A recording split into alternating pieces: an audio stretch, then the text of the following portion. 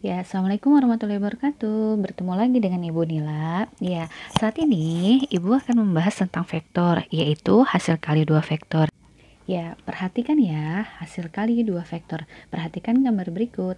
Jika dari titik 0 ke titik A, kita sebut sebagai vektor A, kemudian dari titik 0 ke titik B, kita sebut sebagai vektor B, maka jika vektor A dan vektor B ternyata membentuk suatu sudut, kita bisa menyimpulkan beberapa hal.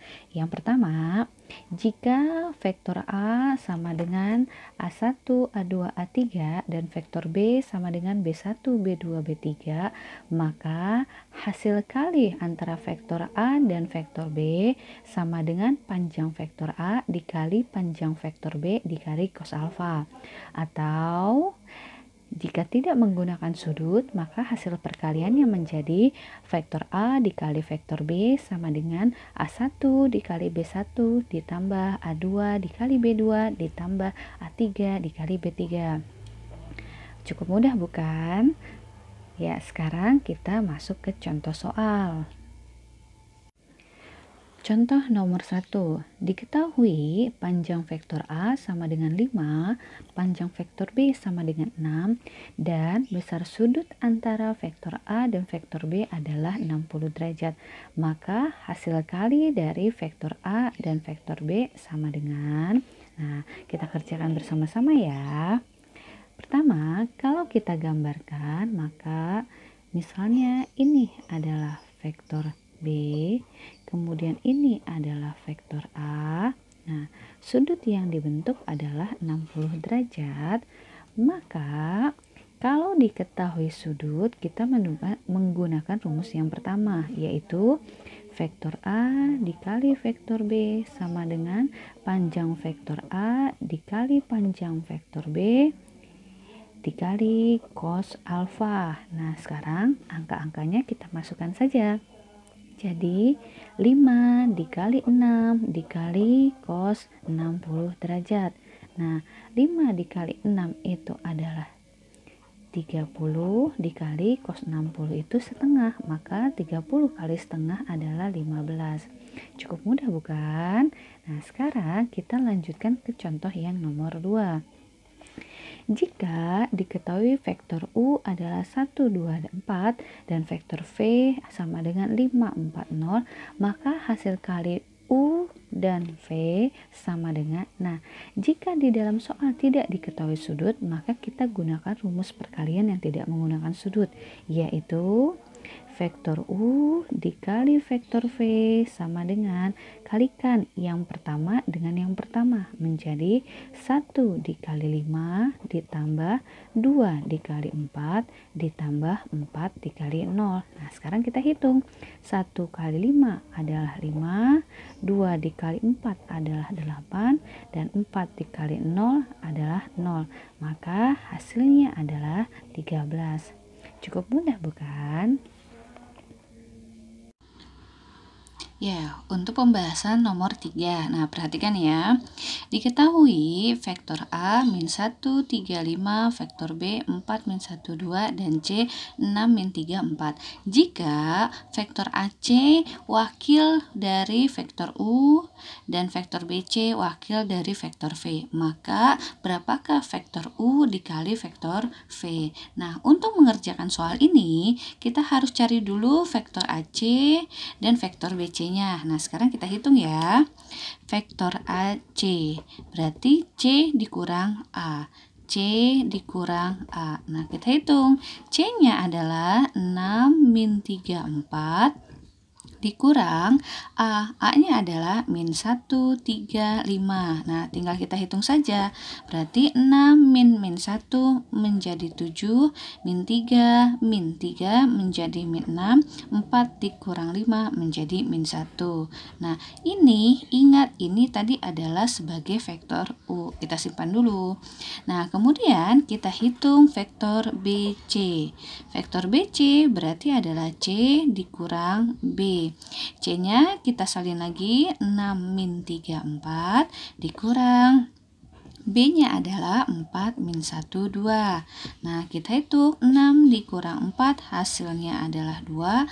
Min 3 min 1 menjadi min 2. 4 dikurang 2 menjadi 2.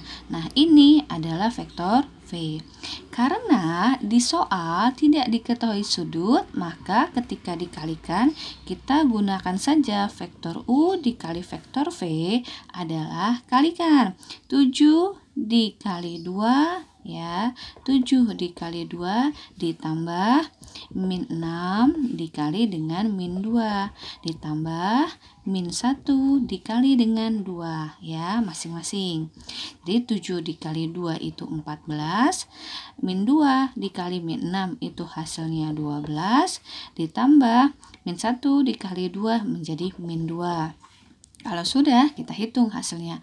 14 tambah 12 itu adalah 26.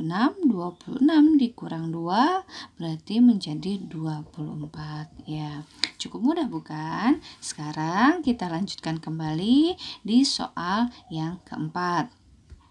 Jika diketahui vektor A 4 ditambah 2 ditambah 2 dan vektor B 3 ditambah 3.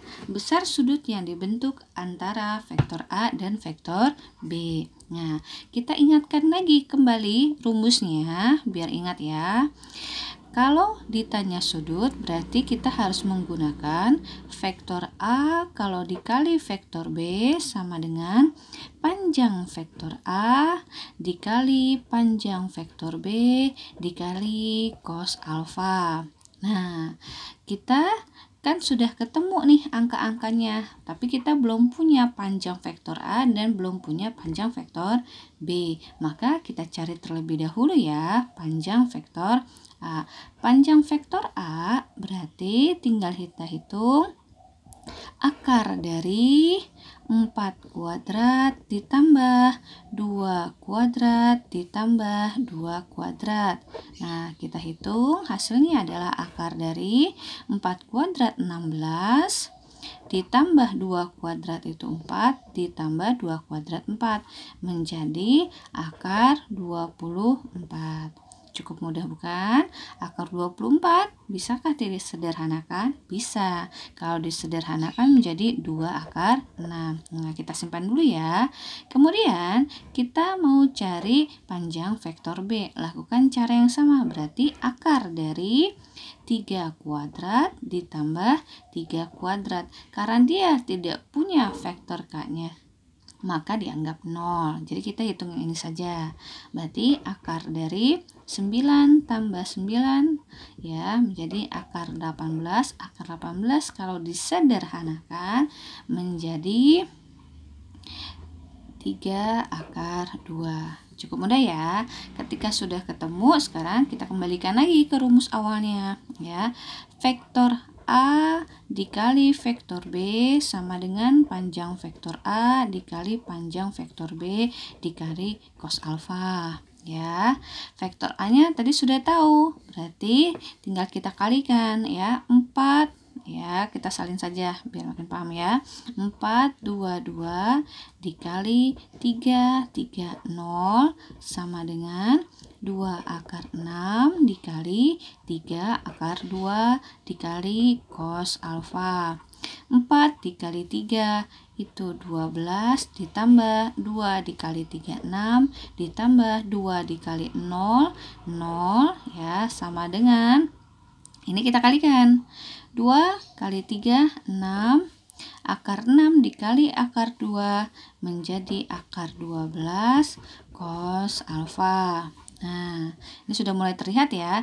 12 ditambah 6 itu adalah 18 sama dengan 6 akar 12 dikali cos alfa. Maka cos alfa sama dengan 18 dibagi dengan 6 akar 12. 18 dibagi 6 hasilnya adalah 3 per akar 12. Akar 12 bisa kita sederhanakan menjadi 2 akar 3. Paham ya? Kan 4 dikali 3. Nah, ini penyebut tidak boleh berbentuk akar. Jadi harus dirasionalkan. Maka kita kalikan dengan akar 3 per akar 3. Ya, maka dia menjadi 3 akar 3 per 2 dikali akar 3 kali akar 3 itu 3. Nah, sampai sini paham ya? 3-nya nanti hasilnya 1, maka kita peroleh adalah 1 per 2 akar 3. Jadi, cos alfa adalah 1 per 2 akar 3. Tapi ingat, tadi pertanyaannya adalah besar sudutnya. Ya, bukan hasil cosnya. Berarti dicek di sini cos sudut berapa yang nilainya 1 per 2 akar 3. Nah, jawabannya alfanya adalah 30 derajat. Mudah ya. Terima kasih, semoga semakin paham ya. Assalamualaikum.